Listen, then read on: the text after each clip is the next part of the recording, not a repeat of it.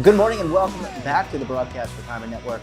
I'm Jeff Snyder, and this is BRN AM for Tuesday, December 1st, 2020.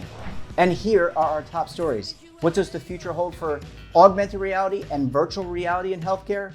And now we can all become philanthropists. We'll take a look at digital philanthropy. Well, joining me now to discuss this and more is Daniel Klein. He's lead advisor and executive producer for 7 Investing. Dan, thanks so much for joining us on the program. Great to have you here this morning. Oh, thanks for having me. So let's jump right in, because many people out there have heard of augmented reality and virtual reality, and many of them see it on television, maybe the Weather Channel for augmented reality, or they're using VR in their own home for games. But there is a real practical use here, potentially in healthcare. What can you tell us? Yeah, this is going to be a growing thing as this technology gets cheaper. Think of it this way. You could go in, put a lightweight headset on, and your physical therapist could have access to what you're seeing and help you go through. A doctor could put a VR headset on and walk through a surgery before the surgery happens. Instead of sending you an X-ray, they could send you actual images that you could tour around in. Think of it like right now, if you're looking to buy a house, maybe you even did this for where you're living now, where on the realtor's website, you can do a 360 virtual tour. That's not the same as virtual reality, but these immersive experiences, and you're already seeing things like the Microsoft HoloLens being used for like remote surgeries and other really interesting ideas. And right now, I think people who are maybe watching this, maybe some doctors out there or practices watching this, thinking about the expense side of this. But over time, as technology improves and has improved, have you seen the cost of some of these things? The virtual glasses, the VR glasses, there's an Oculus and others. Have you seen those costs come down, and the cost to actually do programming and function these environments come down as well? Yeah, the new Oculus is $299, and it's not a top tier device. It's a little bit heavy. I have the older version of it, and it's kind of a gimmick. But that said, there's a new Star Wars game in the new one, so I'll probably foolishly buy it and then be disappointed. But the idea of there being like a $1,000 device a doctor's office could rent you, could have in the office. Think of it this way. We've all seen the Mirror, which is now owned by Lululemon, and that's a big screen that goes on the wall, and you take yoga classes from your home. Well, one of the uses for Mirror potentially is therapy, where you could have that. Now, obviously for therapy, you just need to see the person. You don't need virtual reality, augmented reality. But imagine if you were going through rehab for vocal surgery, and you could put the headset on and the other person puts the headset on, and you feel like you're in the same room, and they could see what you're doing and correct your technique. Or maybe one of my colleagues has a broken wrist, and unfortunately they have to re-break it before she can go back through physical therapy so she can learn to type properly again. Well, in this day and age, would it be worth it for her to buy a $300 headset so she could do that physical therapy remotely when you don't really want to go to a doctor's office and touch a lot of stuff, no matter how well it's been sanitized? I think we're going to see an acceleration of that, and absolutely affordability. The bigger issue is how big these devices are. They're still fairly bulky and clunky, but we are moving towards a world where we're going to have augmented reality in your glasses, or even augmented reality in, say, like your dashboard, where you're looking out your car and you're seeing, threats and other things that help you drive better. We're in a real time where this is going to become affordable and commonplace.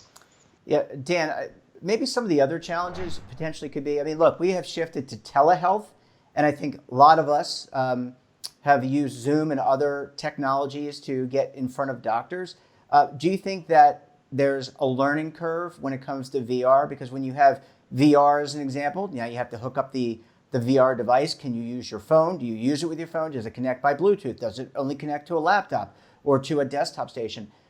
What about the practical aspects of this? Is this something that not only young people can use because they're using it right now for gaming, but people our age or even our parents' age that could use it too? So I think there's going to be two steps to this. There's going to be the people that are buying VR headsets like me for fun, for goofing around, just to see what they're like, that you're going to go in, you're going to be like, wait a minute, like there's a Teladoc app. I have access to Teladoc, and maybe you'll be able to have your appointment that way. And will it be that much different than Zoom? It'll be a little different in that you'll be able to see head to toe and maybe demonstrate if something hurts, or, I had an appointment because of my throat and I had to send pictures of my throat, which was next to useless. There might Absolutely. So those will be early adopters that are just sort of using things as they come. The next step will be the people like my colleague who maybe their therapist goes, hey, if you bought this device, we could do our appointments virtually. And maybe there's a rental system. Maybe there's this sort of ecosystem hasn't emerged yet, so there's definitely room, but it is a logical next step for your Oculus, for your Teladoc, for your Zooms to sort of step in and create the method to make this happen. We're not there yet, at least at a very high surgical level, we are there. Where an expert who is, maybe the best person in the world at doing a very tricky surgery can actually use VR to like sort of be in the operating room while someone else is the physical hands. And in some cases, they can actually control, lasers and robots and other things and do the surgeries remotely. So it's happening at a very high level, but is it going to happen soon for like my mom's knee rehab? Yeah, it probably will. Yeah. Dan, I think there's always this balancing act when, you remember when augmented reality first came out or VR came out, there's a little bit of a gimmicky side to it, meaning, you really don't understand the practical applications. You mentioned surgeons. I really think that this is something that could be used on the doctor side explicitly, being able to see cross sections of the knee, or instead of holding up an x-ray, it's available while you're looking through the Oculus at the person's knee or wrist, to use your friend's example, and you can have access to all those things. I think that to me sounds very, very practical. And a lot of cases, what you're already saying is that's being done today.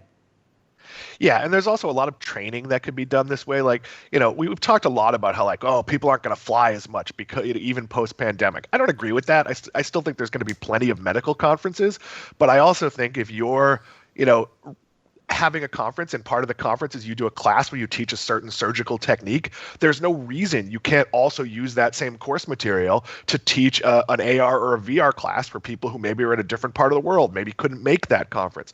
This is going to open up all sorts of medical and educational opportunities. And think about it, like the gimmicky part is, we've all had this discussion, well, we put on headsets and we have a virtual board meeting.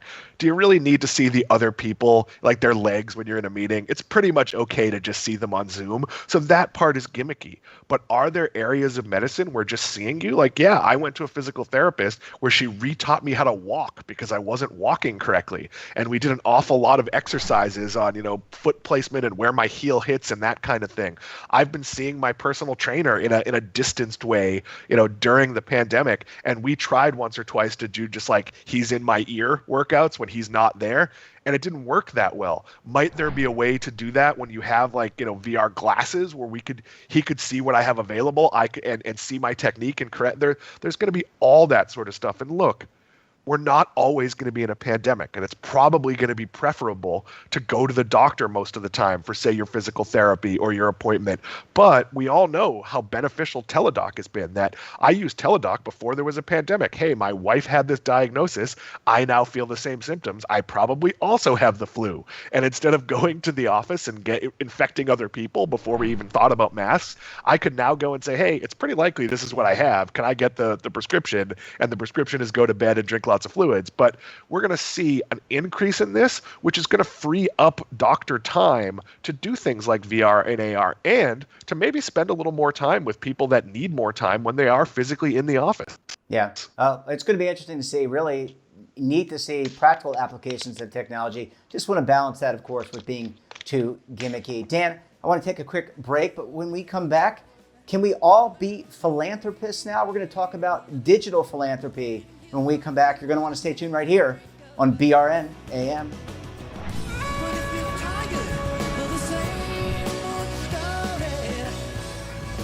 Imagine a new television network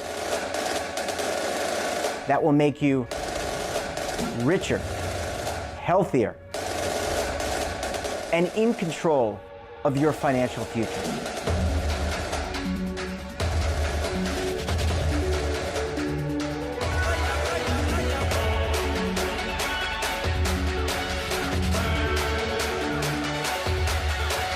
This network is for the policewoman in Nashville, Tennessee, the baker in Dubuque, Iowa, the teacher in Lexington, Kentucky. We want to make the idea of savings and retirement culturally relevant. But what do you see as a defining issue of the midterms? Especially for the smaller businesses. I mean, they are the lifeblood of the American economy.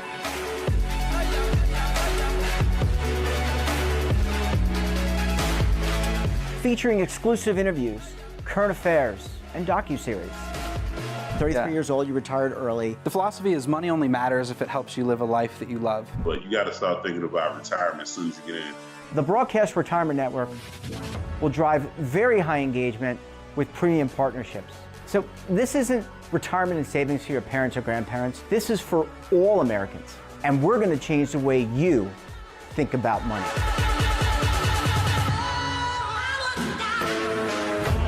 Welcome to the next frontier of retirement and savings. This is BRN, the Broadcast Retirement Network.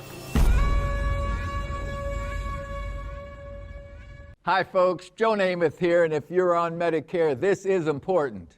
You're now entitled to eliminate copays and get dental care, dentures, eyeglasses, prescription coverage, in-home aids, unlimited transportation, and home-delivered meals, all at no additional cost. Plus, your zip code may have coverage with the Give Back benefit that adds money back to your Social Security check every month. Look, with the uncertainty of the virus and vaccines, you need to get everything you're entitled to. Here's the bottom line. Call to get significant benefits at no additional cost and see if your zip code has coverage with the Give Back benefit. Millions of people have trusted the Medicare Coverage Helpline. You can too. Call now. It's free. Call 1-800-924-3920. That's 1-800-924-3920. Welcome back. We're talking to Daniel Klein of 7 Investing. Dan, thanks so much for staying with us this morning. Thanks for keeping me, Jeff. Absolutely, Dan. So from the virtual reality world of healthcare, let's talk about philanthropy, because philanthropy is an important part of what many of us, it's an important part of giving back to people here in the U.S., but also around the world. And we've talked about technology and financial technology about making transactions much more effective. Now it seems like philanthropy and fintech are intersecting to create donor-advised funds. What can you tell us about this? So this is a type of philanthropy that was generally only available to relatively rich people. They weren't particularly easy to set up. And this is where Jeff says, okay, I am going to put certain securities, cash, whatever it is, in an investment account, and then I am going to direct how the proceeds of that are used for various charities. It wasn't practical for, people who were doing well, were both doing fine, but weren't necessarily wealthy with, accountants at our beck and call. So this story you sent me is a startup, a well-funded startup that's going to democratize that process, that make it so any person, with those resources can sort of easily set this up. And it allows you to have more control over your donations. Maybe you're passionate about literacy and you want a portion of your funds to go to a local charity, but you don't want it to go to the general fund. You want it to specifically be used, say, 85% on their literacy efforts and 15% to overhead. I know that's very specific, and it's also very tricky for the people actually administering the money at those charities. I've seen that happen. My wife works in the nonprofit world, but it allows you to sort of be that specific and make those donations and sort of, and this should be very good for smaller charities, for very specific groups that don't really have the resources to set that up on their own. So early stages, not really ready for prime time yet, but really encouraging, in terms of, hey, you and I, if we want to make a donation, I know I personally don't like just writing a random blank check and not knowing what's being done. I want to know, okay, I gave this money and this guy got dinner for 3 nights. That's more how I operate. Yeah. Well, Dan, it sounds very similar to creating a charitable savings account, which doesn't currently exist under IRS law, but it's almost like an HSA. You put money away in your health savings account towards health expenses, and you can pay certified or eligible expenses. And in this environment, you can do exactly as you say. So if you want to give money to financial literacy organizations or some other organization, help cancer, you can direct donations there, and it gives you the ability to do that. And you're right, this really revolutionizes giving. Donors you don't always have to have donors, Dan, who are billionaires and millionaires give money. Little donations, $10, $20, $50 can work really well with supporting your local charity or a national charity. Yeah, and here's where fintech comes in. So I want to donate, a portion of money to a small local charity. Now I can do that, but if I do that through this sort of, and it is kind of like an HSA, the technology takes care of all the paperwork, all the IRS. At the end of the year, it issues you everything you need, sort of like your stockbroker would do. Like you get something in the mail and it says, here's the document for your taxes. Like in this case, it would be a tax write-off for most people. Those rules are a little squishy now. But that being said, so this just takes something that was tricky from a paperwork point of view to do. And, you'd file your taxes and say you made a donation. It wasn't that easy to document. Now, just everything is right there and you have your choices. Okay, right now I'm just investing this money. I might not even donate this money for 20 years. Well, how is it invested? Are you buying stocks? Are you putting it in mutual funds? All of those things, those tools will be there the same way those tools are there for retirement or to build wealth. So it's a really nice way to, even if you just put small amounts of money in, if you start doing that when you're 30 and at 65 you decide you want to start making donations, you're going to be in a really good position. It's also a nice way to kind of leave a legacy where your family could then make those donations after you're gone.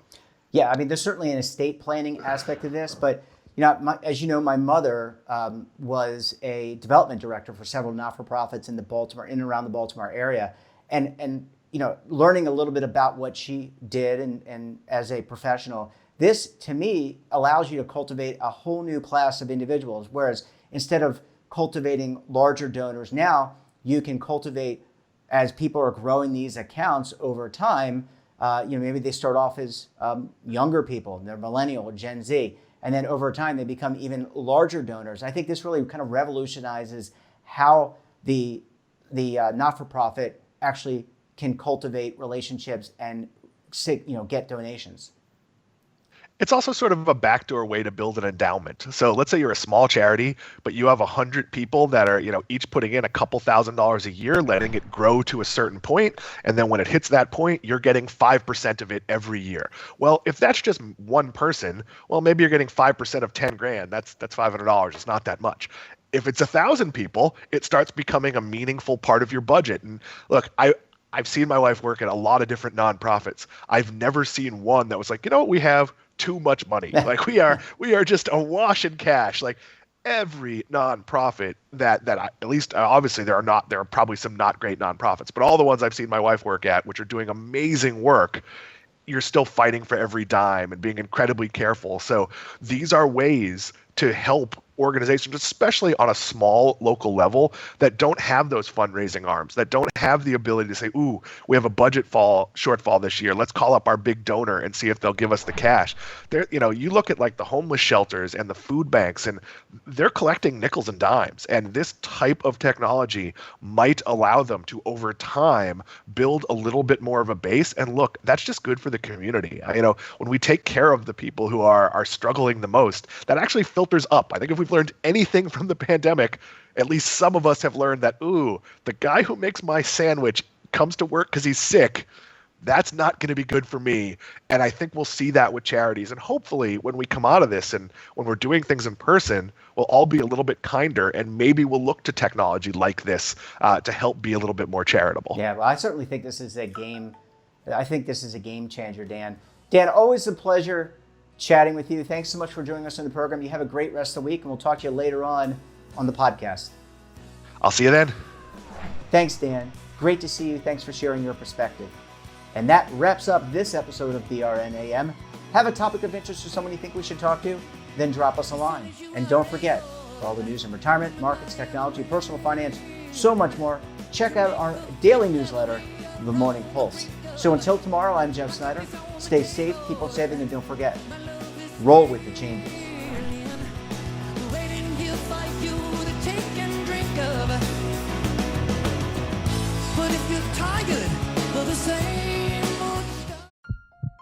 Are you being audited? And do you owe the IRS $10,000 or more in back taxes?